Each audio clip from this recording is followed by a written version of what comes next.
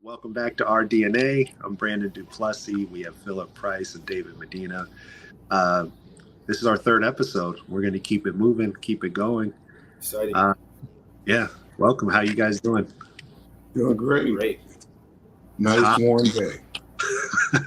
It's hot. I don't have AC. I'm sweating. So that's what it's really? like. But I'm still showing up. We're still moving forward. There you go. Right. I was thinking before we got into this episode just about like changing habits, going through that process to kind of rid yourself of maybe habits that you're not happy about, but also introducing new ones you maybe have never done before. That's always a challenge. So Yep, that's one of my favorite books right there, Atomic Habits.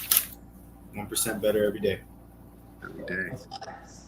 So, me personally, I'm in a position where I definitely am always trying to grow and I want to change some habits. I keep putting myself in that position where I'm going to do it. And it's not happening. Have you been there before? Yeah, we all have. Trust me. But at least if you're doing consistent things that keep you going in the direction you want to go, it's true. I mean, you can stay on course, if you stay consistent. That's the word. At least if you got a routine, you stay with it and it works for you and you're productive. Yep. We all want to be better. I mean, everybody wants to be better. I mean, that's the goal. But that actually leads to my question from our viewer / editor, Noah. So what he says, I tend to easily get distracted. What are some things to help you stay focused on your goals and not get distracted? That's a good one. Well, you have to just make the main thing the main thing. You have to know what your priorities are, what you want to get accomplished. When I was in business every day, I just made sure that was the main thing, to stay on top of it. The consistency is the thing. You got to stay consistent with your habits, like getting up certain times, starting at the same time, and just being consistent. That's the one word that I think is directly correlated with success. Yeah, I think when it comes to like distractions on that part, I agree. When you have a main focus, it's kind of hard, like especially when you're locked into that focus point and what you're achieving. Almost nobody can kind of get in your way, and you live it boldly. Like you tell people, like, "Oh, this is what I'm doing. This is my goal," and like they kind of know to get out of your way.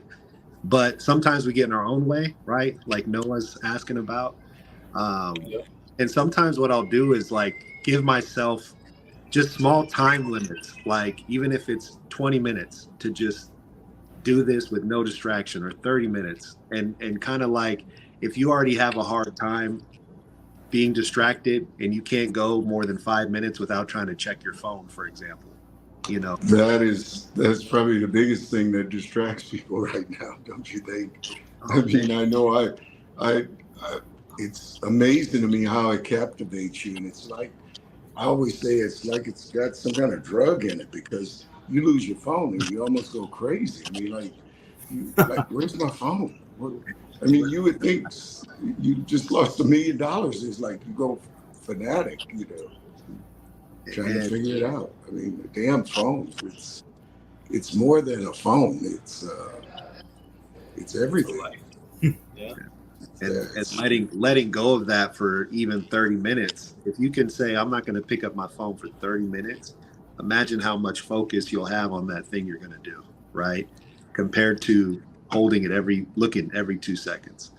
So it's such a bad habit, though, ain't it? I mean, whether you're young or old, I watch young people, I watch old people. I was at a restaurant and there was a young couple with 2 small children, and they had to what do you call it for the kids where they could watch a movie? Oh, like an iPad? iPad.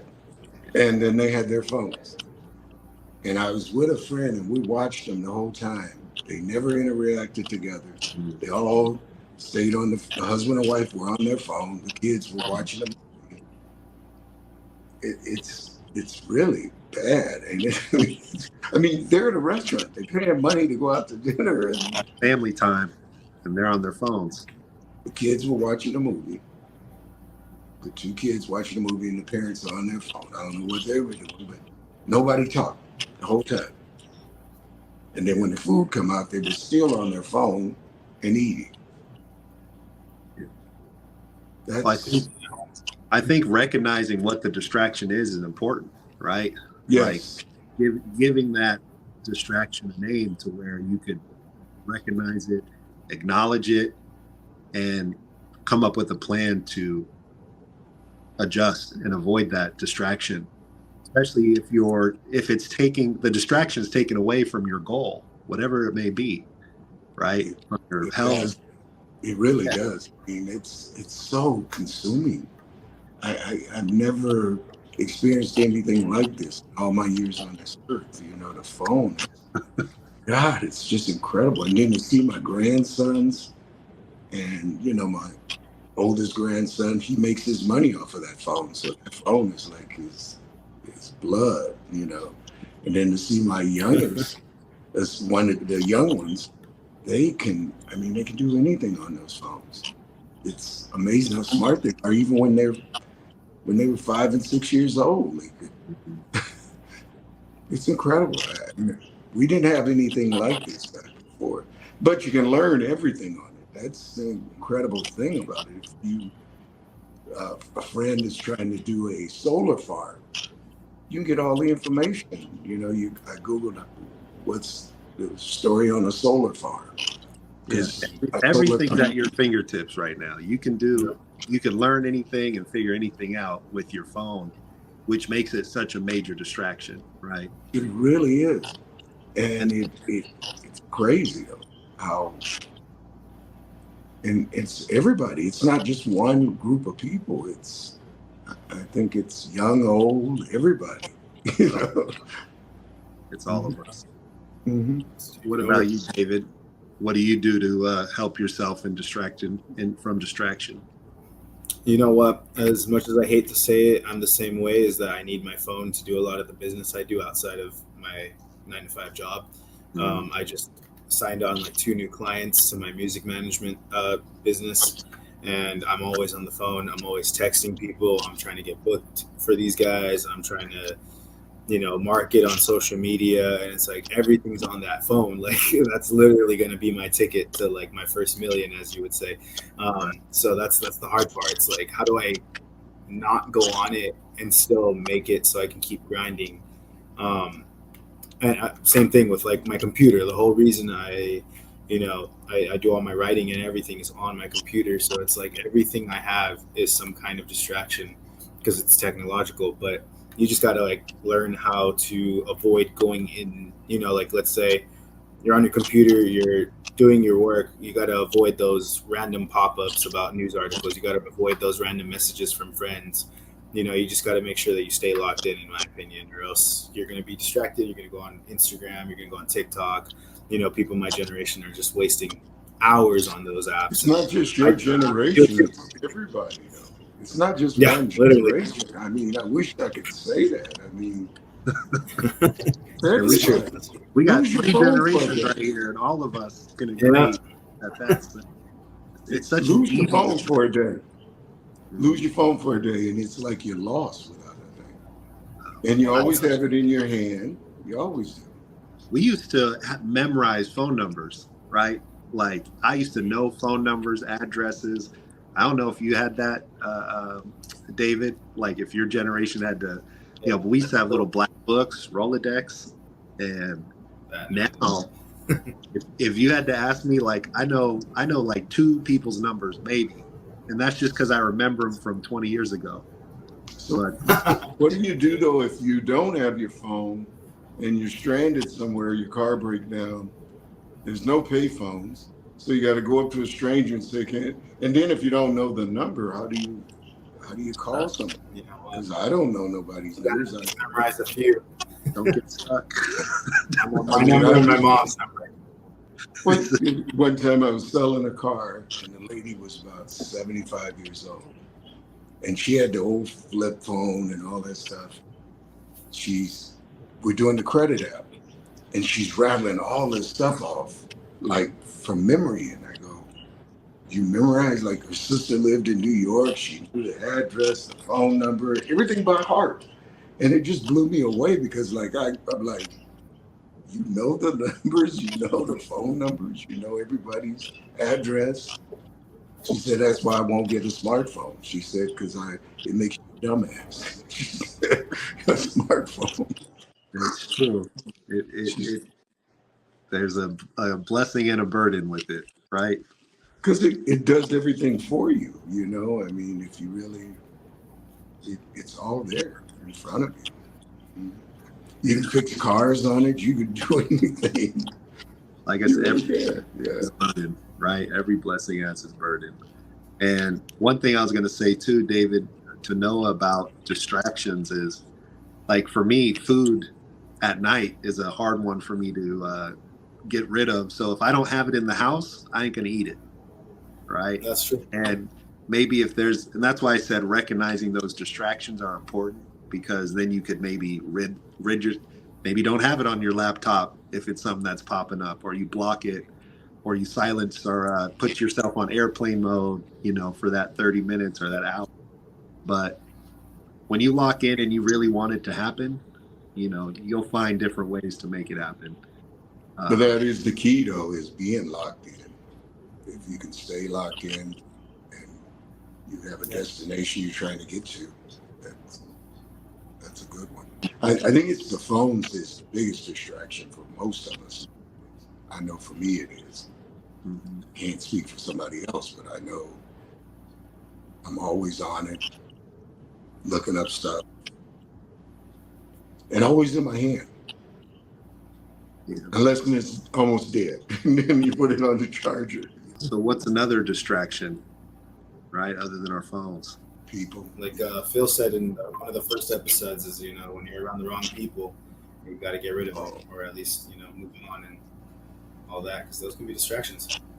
One of my step-grandchildren, I gave her a ride home today, and she brought up that subject. She says, Papa, I had to get rid of some friends I have. She's a senior in high school. She said, my grades were slipping, and I figured it out. It was my friends, because they didn't like school and they didn't care about it.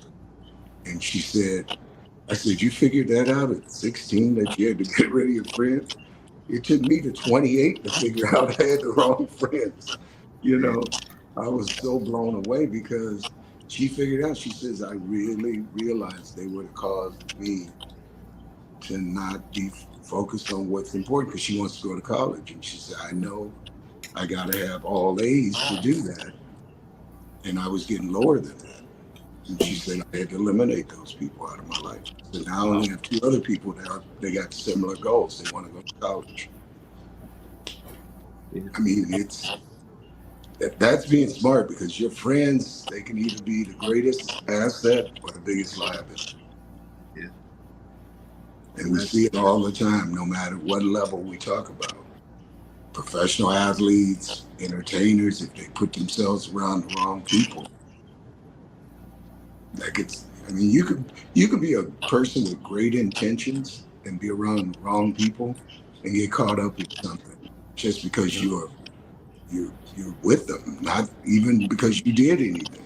Because you're being a loyal friend, you're having their back, you're doing these things that you're putting yourself to a different standard, And I used to be like, oh, well, I'm so loyal that I don't want to let my friend down, or I'm going to step up. But I got to the point where I was like, well, why aren't they being loyal to my health and my well-being? Like, they're going to put me on blast about, oh, I remember this one friend. I would pick him up. I would drive him around. I did, and it was okay. I did it because of who I was, not because of who he was. But one time I told him I couldn't pick him up all the way in Lancaster or like Palmdale. It was pretty far. It was like an hour drive, I think. That wasn't Lancaster. It was Palmdale. And he got upset. And he was like, man, I would do it for you. And I was like, you never have done it for me. But yeah, you put me on this standard and making me try to uphold it. So it's like that was one of the first friends I had to get rid of. And I was about 17, 18. And I realized like he just kept taking. He kept taking. And I just kept giving. Kept giving. And there's people that take, and there's people that give, you know. And Yeah. my old boss said this to me, and it stuck with me. He said, you know, Brandon, there's people that give and there's people that take. And when you have someone that's giving, giving, giving, and another who's always taking, taking, taking, that relationship's not going to work well. He's like, but when you have two people that give and they're both giving, giving, giving, he's like, that's what you want to keep. You know, that's the kind of success that you'll have in your life with the people that are going to continue to give to you. So yeah, I think when you put yourself around people that like take away from your goals and they continue to have that influence on you to where it continues to keep you off path, even if it's hard, you kind of know what you have to do. Right? You have to choose your friends very carefully. They have to be aligned with what your dreams and goals are. And that's what I had to learn at 28 because, you know, I grew up in the inner city and I was with these people since I was 5, 6 years old. But they were stuck in a rut and I was stuck there too. And I didn't even realize it. By day, I'd put my suit and tie on and go to work. And then by evening, I'd go back, you know, with them.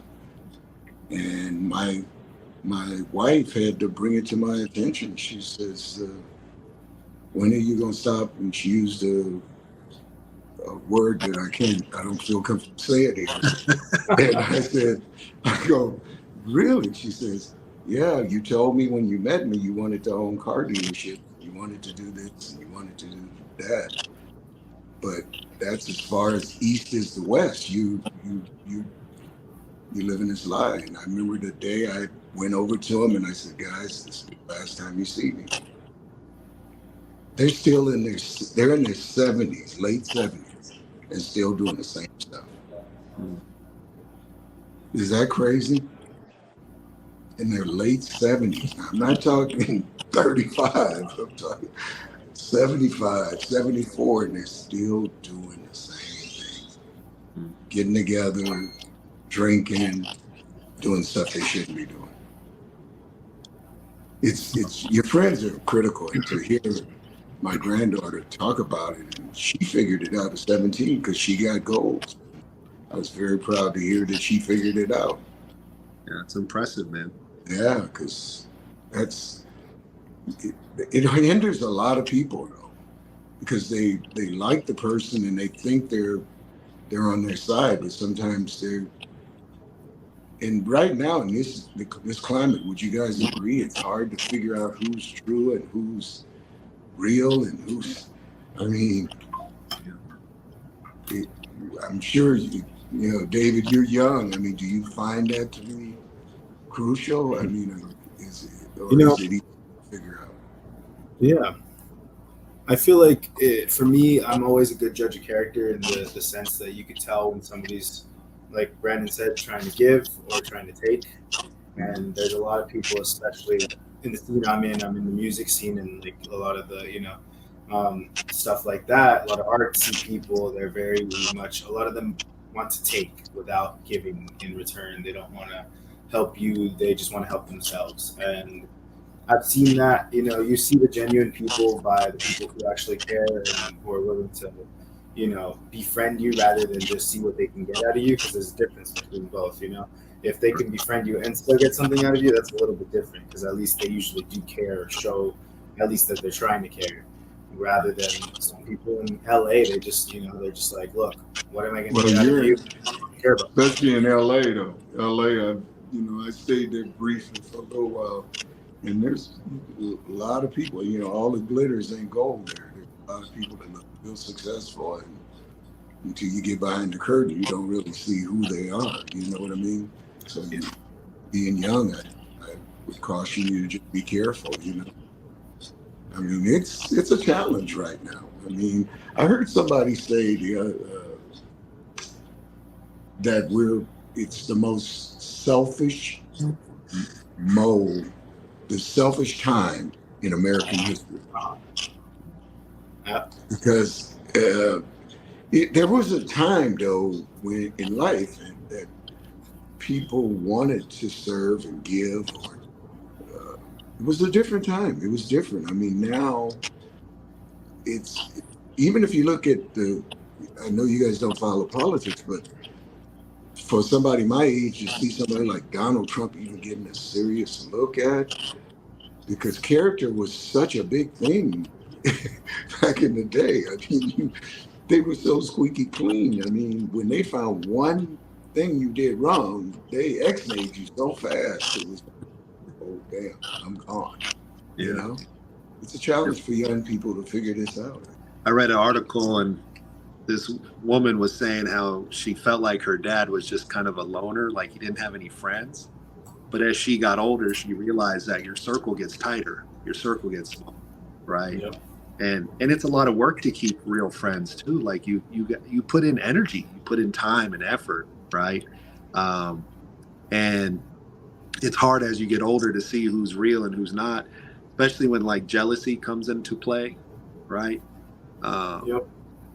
It's, it's hard when, and I understand it too. I get it. If someone's in a bad place and they don't have what maybe you have, right? That you have, right? That they want.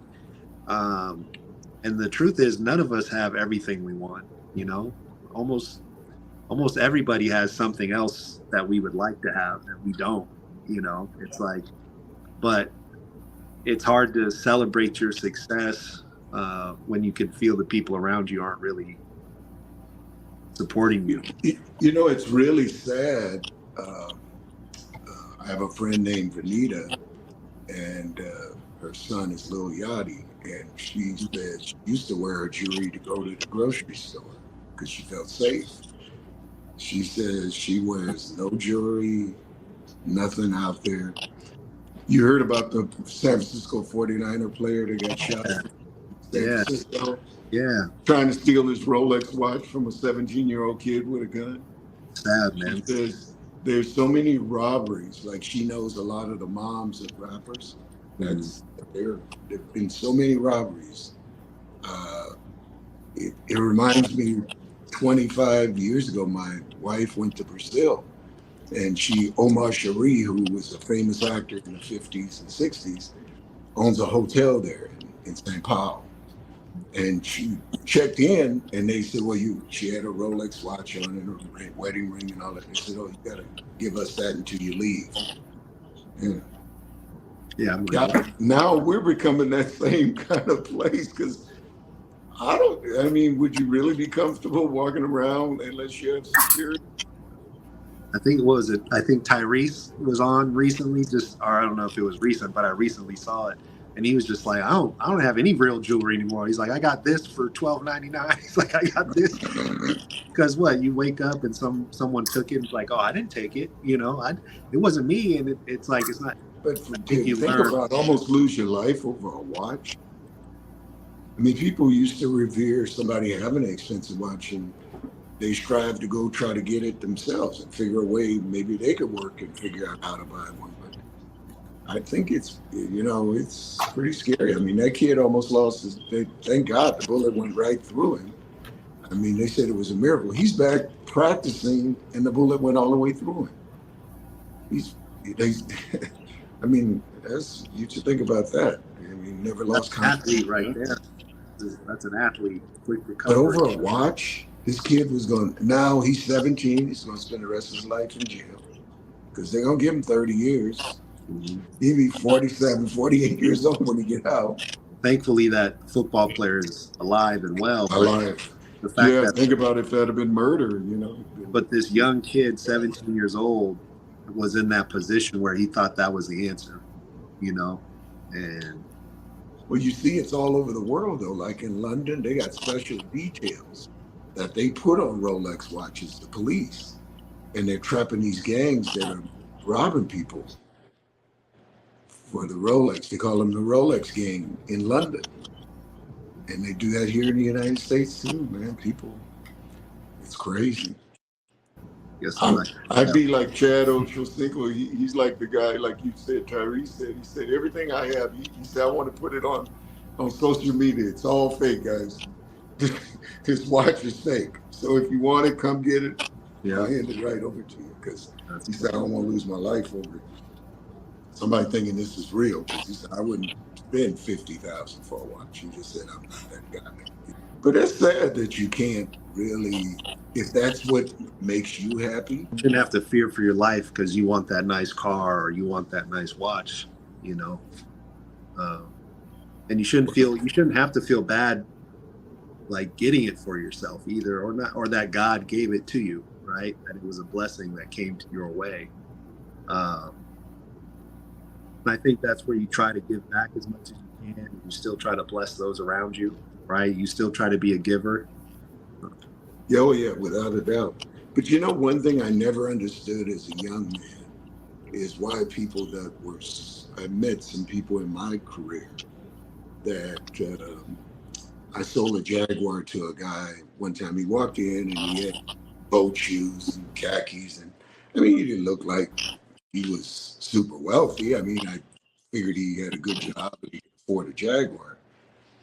And he says, well, I got a car I need to sell because I'm having a baby and I want to get a 4-door sedan. And I go, okay. So he says, I live in Marin, so I need you to come pick it up and you sell it for me.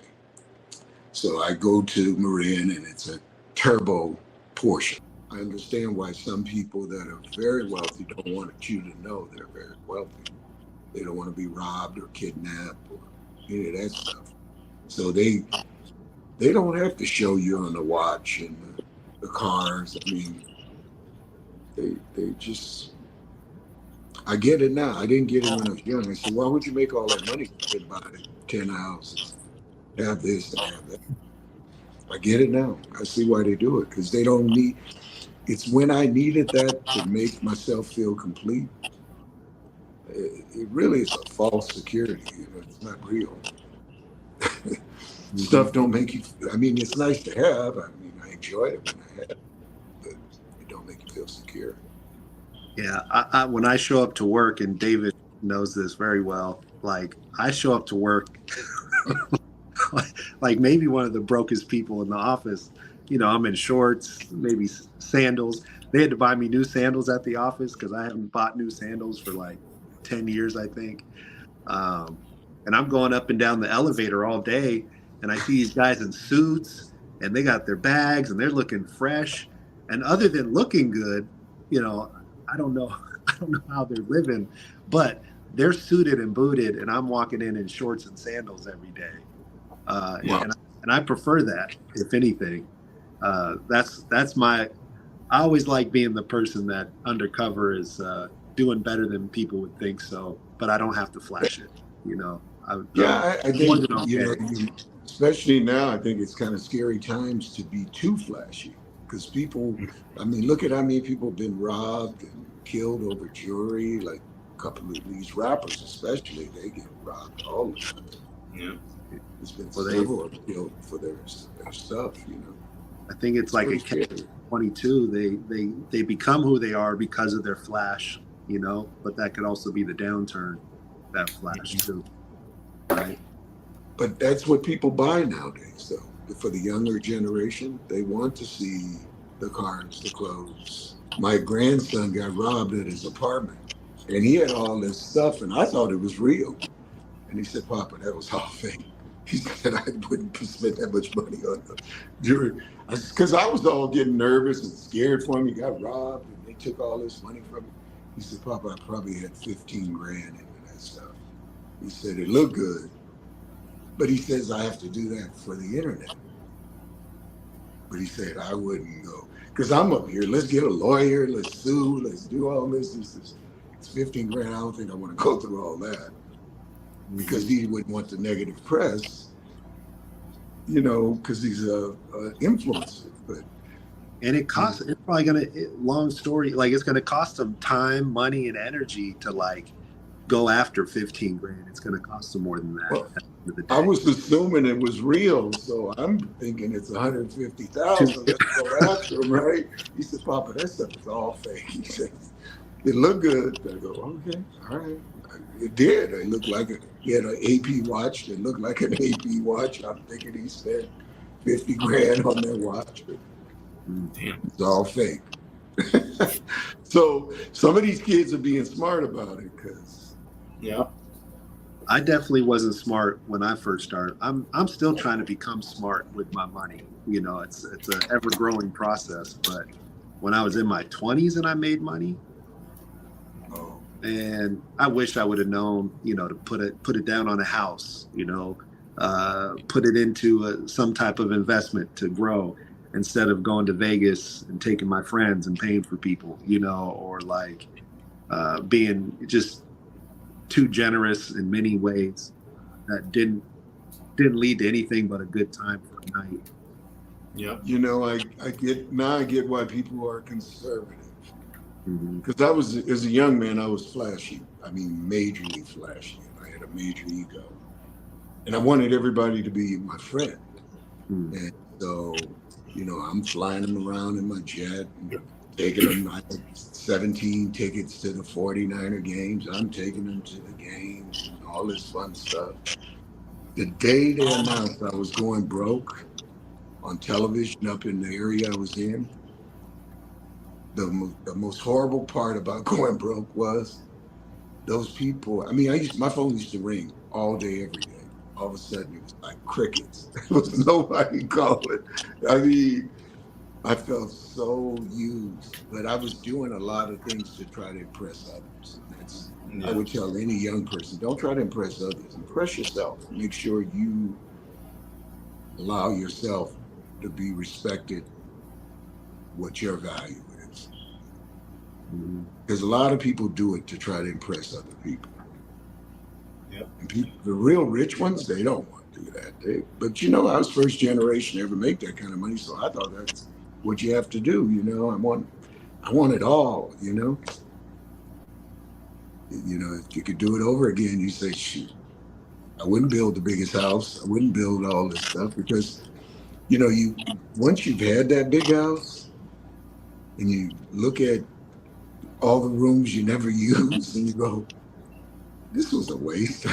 Like, I mean, you only use a certain portion of it. You don't use the whole thing. Yeah, it's crazy what people do to try to impress others. You kind of, like you said, you wanted people to like you, and I always wanted people to like me too. I grew up kind of a loner in the sense of I was in the room by myself listening to music. Like that was my normal every day. I didn't have a lot of friends growing up till maybe like 7th, 8th grade is when I started to kind of make some friends, but it was because I was good at basketball. That kind of rubbed me the wrong way. Like I felt like people didn't actually like me for myself. All of a sudden I'm playing basketball and like girls like me, guys want to hang out with me. And I was accepting it at the time, but underneath it didn't feel good. It didn't feel real. And if anything, I felt like people really didn't like me. They really just liked what your potential was. So it almost made me feel worse in the sense like, man, they really don't. They still really just like this basketball player, not myself, you know? So I think I've always had a little bit of I think I have to grow from that too. I have to accept some of the benefits of what I do have and what does attract people to me. But yeah, it definitely had a negative impact for me when people started to give me attention based on what I was doing, you know, for a reason. But look at LeBron James. Look at LeBron James. His friends are all the people that liked him when he lived in the projects. He sent them all to college, made them all successful. There's a guy that sits behind the bench. He was homeless. His mom told him he was homeless, and he went and found him, paid off all his debt, moved him to LA. No training to be a bodyguard, but it's LeBron's personal bodyguard. And he pays the guy $1 million a year. He said, I don't need no new friends. He married the girl that liked him when he was 15. I knew he was going to make it because that's what you got to do. Money will give you false friends. You'll get a lot of people. If you got a lot of money, they'll kiss your feet, make you think you're God's greatest gift, man. You so nice, Phil. You're an amazing person. And all they're trying to do is get after you and get your money.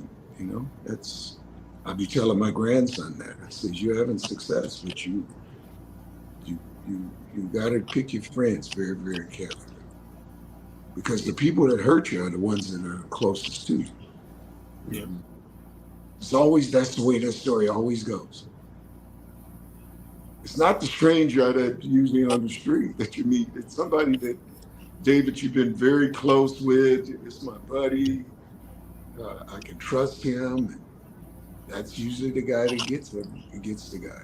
Usually, it's a challenge. I mean, with people so selfish now,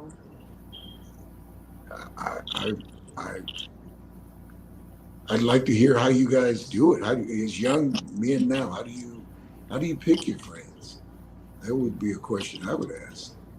Yeah, I mean, I guess I have something to say about that anyways. The fact that now that I'm doing this whole thing with my business, Creative Collective, with the music and all that, a lot of these people come up to me and, like I said before, they just want something out of me. Like they want an easy performance, they want more set time, they want whatever, they want opportunities, and they think I'm willing to provide. And like Brandon was saying, it's funny how people just kind of come to you when they see you succeeding at something that they're either working on or aren't there yet, Mm-hmm. And I've noticed that a lot in the last, like this year since I've started this whole thing, is that there's a lot of people that are coming to me now and trying to be my friend, trying to get, opportunities out of me, trying to, whatever they're trying to do. There's a lot, and some of them are genuine, some of them are not. You can tell, I feel,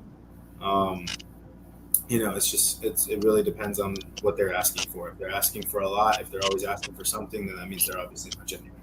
If they're trying to provide equal opportunity or equal, favor, then maybe they are real. I don't know. There's always, I'm not somebody who trusts easily, so I kind of still have them a little bit to the side. Yeah. But obviously I do come off as somebody who trusts, somebody who's willing to give them a chance, because maybe they'll make things better for me too. Yeah. Well, I think you got to do that, don't you? You're in a business of people, because you don't know who that next star is going to be, and if you hook up with the right, so you got to take chances on it. But I'm saying your true friends. Oh, my true. Business associates, it's one thing, because you're in the entertainment business, so you don't know. All you need is that one. That's the right one. And you show them how to get there. It's amazing. I think kind of David said it earlier too. It's like, I know for myself, I have a good radar on who's genuine typically and who's maybe kind of false, just in the way they carry themselves and the way they're speaking to you. If they're asking for more than they're giving, all these different things that you intuitively feel based on the conversation that you're having with the people. And from what I tell my kids, and I always have, is like, it's okay to have different types of friends and different people in your lives, but know who people are. Because if you have this friend who's always mad and always talking crap about other people, and they have an opinion about something, well, that friend's opinion is always angry and always upset and always so their opinion is theirs, but again, it may not be the full truth, and you have to know who people are so you can know what decisions you're going to make with them and for yourself. Yeah. And I think that's the biggest thing I go off of, is seeing who's really genuine. It doesn't happen often, and I don't even go out enough often to like create new friends, right? Like I met you, Philip, organically. I met David, Mm-hmm. It just happened the way it did. But I think that's the thing, is being aware of who people really are, and you don't get to know them until you know them, and it takes time. See, I used to make friends real quick because of the business I was in, the car business. People were who I had to deal with. But I get it. You gotta be smart nowadays. I think everybody's just gotta You know, listen more than you talk, because people will tell you. That's one thing. I became a better salesperson because people will tell you how to sell you.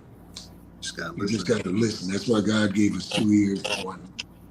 Yeah. If you listen, Right. But you just got to be quiet sometimes. Slow to speak, quick to listen, right? So, all right, boys, it's about that time. So Yes. thank you again. Till next time. Till next time, we'll do it again. And the better tomorrow. All right. All right, boys.